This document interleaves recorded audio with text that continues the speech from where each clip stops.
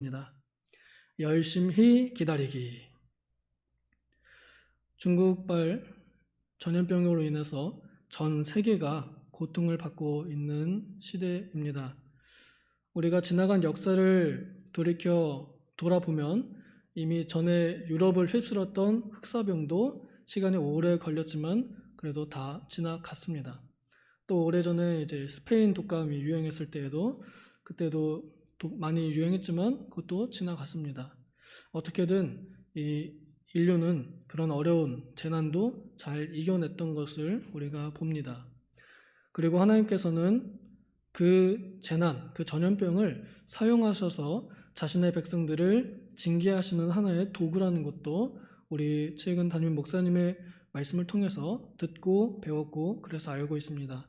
분명히 우리가 아는 것은 이 시기가 언젠가는 반드시 극복된다, 지나간다, 이겨낼 수 있다, 치유된다는 것을 알고 있습니다.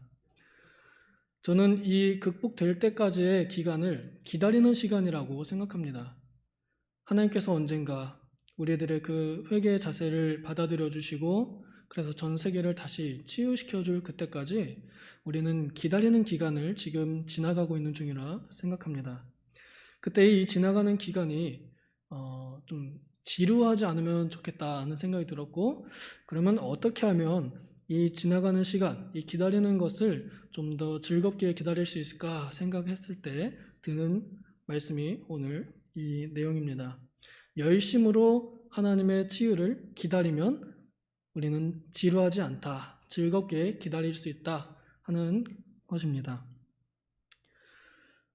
하나님께서는 우리 사람들에게 그런 전염병으로 재앙을 주셔서 믿는 자들, 특히 교회의 잘못된 것들을 나타내시고 드러내시고 특히 믿는 자들이 더 회개하기를 원하십니다.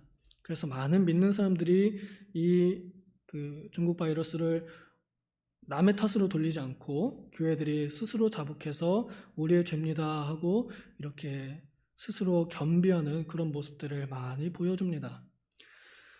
근데 우리가 이런 그 모습을 보이면서 육신적인 방역 너무 철저하게 잘하고 있습니다.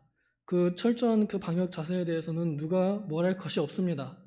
그런데 이 영적인 방역에 있어서는 아직도 우리가 좀 부족하지 않나 생각이 듭니다. 영적인 방역이라 하면 우리 영혼을 방역하는 일입니다.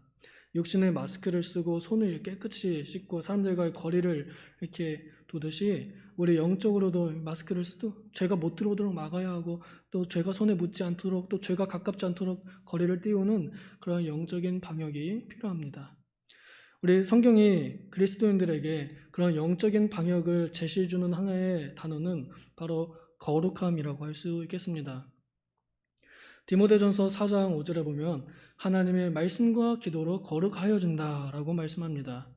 그러므로 거룩함을 지키는 방법은 오직 말씀과 기도뿐입니다. 이 말씀과 기도로 열심히 자기 자신의 거룩함을 유지하면 그것이 바로 우리 영혼의 방역 지침이 되는 것입니다. 우리가 알다시피 말씀으로 우리를 무장하고 말씀으로 우리를 지키는 방법은 간단합니다. 말씀을 읽고 듣고 그 말씀을 행하고 그 말씀을 전파하는 것, 이것이 우리가 하나님의 말씀으로 우리 자신을 무장하는 방역을 하는 그런 방법입니다. 또한 기도에 대한 것도 우리는 이미 많이 배워서 알고 있습니다. 저는 기도의 간단한 원리 3가지를 오늘 소개하고자 합니다. 하나는 하나님께 그 말씀에 근거하여 기도할 것, 그리고 간절히 열심히 기도할 것, 그리고 그 기도를 몸으로 실천할 것, 행실로 나타낼 것, 이렇게 3가지로 이 기도의 그 모습을 함께 제안을 받고 우리가 그 기도의 방역을, 기도의 무장을 하기를 바랍니다. 오늘 나온 이 말씀에서 예수님께서는 어떻게 기도로 무장하느냐, 또 어떻게 열심히 기도하느냐, 어떻게 열심히 기다리느냐 하는 힌트를 18장 1절에서 바로 딱 나타내 보여주십니다. 우리 같이 한번 읽겠습니다. 누가복음 18장 1절 시작.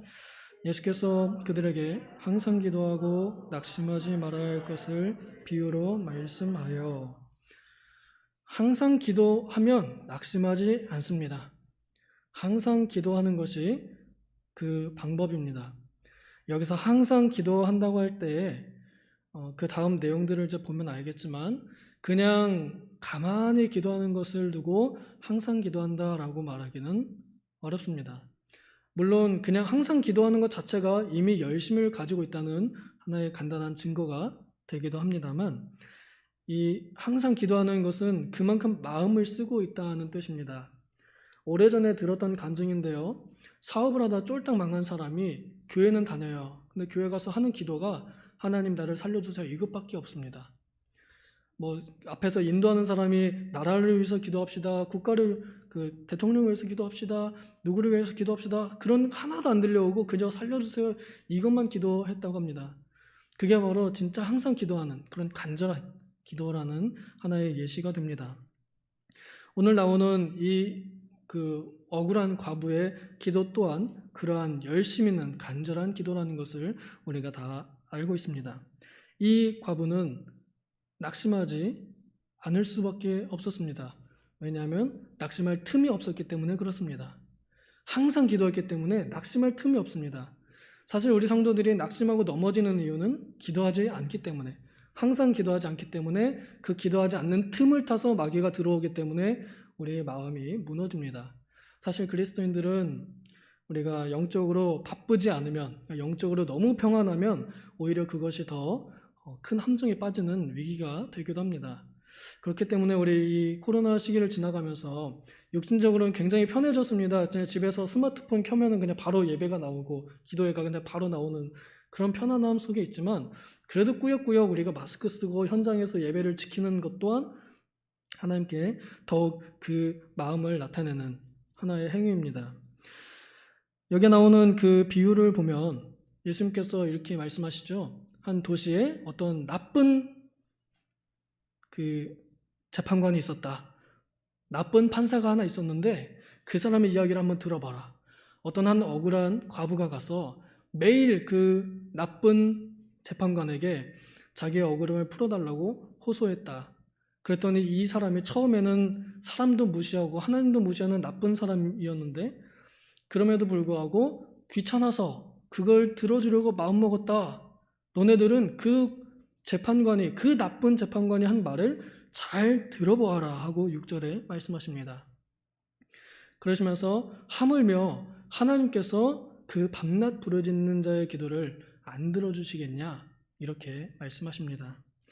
여기에 우리가 어떻게 하면 즐겁게 기다릴 것인가, 어떻게 하면 우리가 즐겁게 기도할 것인가 하는 힌트를 얻습니다.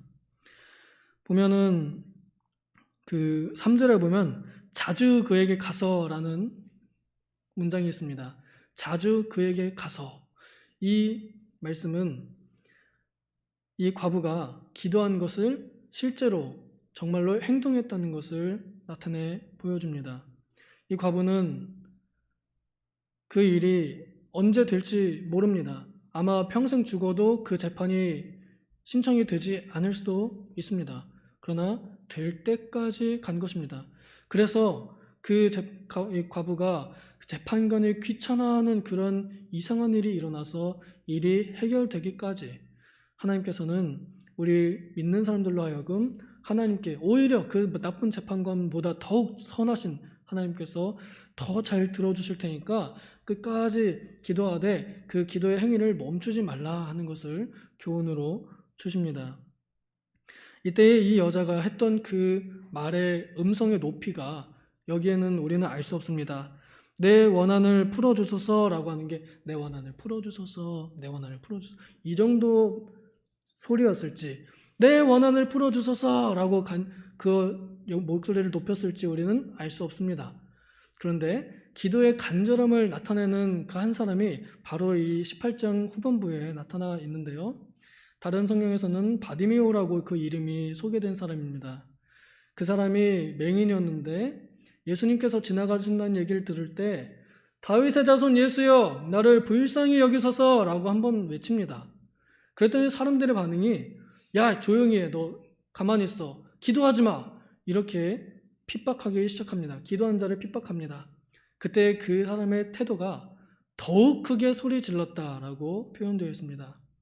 우리가 가면 갈수록 더욱 크게 기도하는 것입니다. 여기서 말하는 더욱 크게라는 것은 그냥 목소리만 더 크게 하는 것이 전부가 아닙니다. 교회에 와서는 목소리를 높여서 주여 하고선 집에서 아무 소리도 안 하는 그런 기도는 하나님께서 보실 때 항상 기도하는 것으로 여겨주시지 못할 것입니다.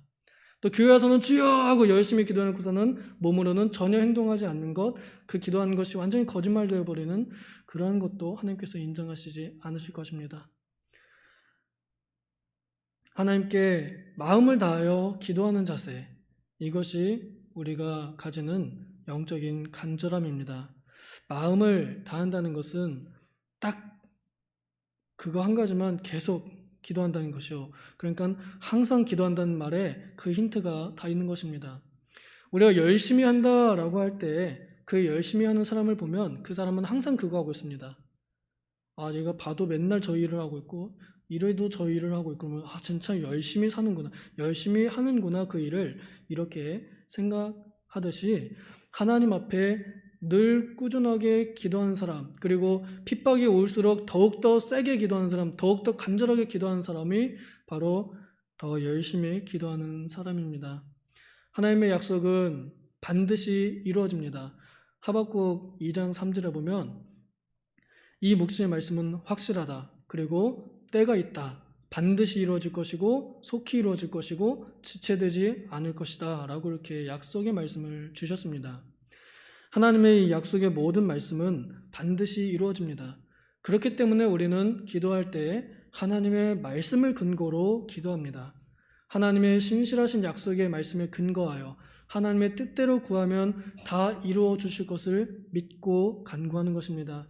요한일서 5장에 보면은 하나님의 뜻대로 구하면 무엇이든지 다 들어주신다 말씀하셨습니다. 그러므로 우리가 기도할 때 하나님의 이 말씀에 근거하여서 기도를 하면 하나님께서 이루어 주십니다. 저는 오늘 이 과부의 그 기도 속에서 이렇게 기도하는 것 자체가 예수님의 하나님의 말씀이고, 그 다음에 이 과부가 기도했던 그 내용이 또한 우리에게 어떻게 기도할까를 가르쳐 줍니다. 그렇게 기도한 이들을 또 여기 보면 밤낮 부르짖는 이라고 표현되어 있죠. 밤낮이라는 것은 그냥 밤에도 기도하고 낮에도 기도하고 어떻게 그럼 잠도 안 하고 안 자고 기도하란 말이냐, 그런 거 아닙니다. 항상 기도한다는 그런 문학적인 표현입니다. 밤에도 새벽에도 자기 전에도 또 일어난 후에도 항상 생각날 때마다 기도하는 그러한 사람들의 기도를 하나님께서 왜 안 들어주시겠냐. 그런데 8절에 보면은 이렇게 말씀하십니다. 같이 한번 읽겠습니다. 시작.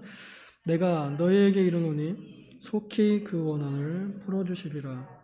그러나 인자가 올 때에 세상에서 믿음을 보겠느냐 하시니라. 반드시 속히 그렇게 이루어 주신다. 지금 우리가 이 힘든 시기를 지나면서 열심히 기도하면 하나님께서 반드시 속히 이루어 주실 것입니다. 그런데 그 다음에 예수님께서 하신 말씀이 우리를 조금 갸우뚱하게 혹은 우리를 좀 낙심하게 좀 실망하게 만드는 말씀이기도 합니다. 저는 지금도 젊지만 더 어릴 때는 이 말씀에 제가 시험 들어가지고 이 말씀이 대체 뭔가 했습니다. 그러나 인자가 올 때 세상에서 믿음을 보겠느냐 하는 말은 예수님 재림 시에는 그만한 믿음이 없다는 뜻인가? 이렇게 들릴 수도 있습니다. 또 실제로 그렇게 해석하는 경우도 있습니다. 저는 오히려 예수님께서 그런 이 비관적인 관점으로 내가 올 때 아무도 믿을 사람 하나도 없어, 다 믿음 없어, 이런 뜻으로 하신 말씀이 아닌 것 같아요. 하나님의 말씀은 선하시기 때문에 이 말씀을 하신 이유는 우리들에게 좋은 영향을 미치기 위함이라 생각합니다. 이 말씀은 내가 올 때까지 그러한 믿음을 가진 사람들이 있으면 좋겠다. 그때까지 그런 믿음을 지킨 사람들이 있으면 좋겠고, 그렇게 나를 신실하게 믿는 사람들이 있으면 좋겠다 하는 그런 소망의 말씀이라 저는 여깁니다. 예수님께서 어느 때 이 땅에 다시 오실지 우리는 알 수 없지만, 그러나 그때 주님 오실 때에 우리가 여기 있습니다 라고 이렇게 외칠 수 있는 건 단 하나, 열심히 기도하는 것밖에 없습니다. 주님 오시옵소서, 하나님 나라가 오시옵소서, 하나님의 이름이 거룩히 여김을 받으시옵소서, 주님의 뜻이 이 땅에서 이루어지시옵소서, 이렇게 간절히 기도하고 있는 기도의 등불이 켜지고 있는 그것을 보면 예수님께서 기뻐하실 것입니다. 우리는 궁극적으로 예수님의 오심을 기다리고 있습니다. 그 기다림이 너무 길어서 2000년이 넘었죠. 그래서 앞으로 한 4000년 더 갈지도 모른다는 우리는 그러한 막연한 믿음도 가지고 있습니다. 아마 내 생에는 예수님이 오시지 않을 거라는 그러한 확신도 있을지 모르겠습니다. 그래서 우리는 기다리는 일에 너무 지치기도 하고 또 소망을 잃어버리기도 쉽습니다만, 그러나 우리가 우리의 이 항상 기도하기를 끊이지 않고 열심히 기도하다 보면 어느 날인간 하나님의 약속이 우리에게 이루어질 것이고 또 어느 날인간 그리스도께서 이 땅에 강림하실 것입니다. 그때 우리가 어머 벌써 이렇게 오셨네? 벌써 이렇게 하나님의 말씀이 이루어졌네? 라고 이렇게 놀랄 수 있는, 그래서 그 기다림의 기간이 지루하지 않고 괴롭지 않을 수 있는 하나의 방법은 열심히 기도하는 것입니다. 우리가 금광에서 금을 캐기 위해서 곡괭이질을 한다고 생각해 볼까요? 파도 금이 언제 나올지 모르는데 열심히 파다 보면 언젠가 나오겠죠? 열심히 파가지고 금을 찾는 사람은 벌써 금이 나왔네 라고 말할 거고, 한 번 찍고 쉬었다가 두 번 찍고 쉬었다가 금이 언제 나오죠? 그래서 한번 세 번 찍고 쉬었다가, 그렇게 찍는 사람은 시간은 같이 가도 별로 많이 찍지도 못하고 마음가짐에 다릅니다. 우리가 기도할 때 좀 더 간절하게 기도해서 와, 주님의 역사가 진짜 벌써 일어났구나 하고 이렇게 놀랄 수 있는 그런 믿음들이 되면 좋겠습니다. 예수님께서 어떻게 하면 열심히, 어떻게 하면 간절히 기도할 수 있느냐를 그의 몸으로 친히 우리에게 보여주신 장면이 있습니다.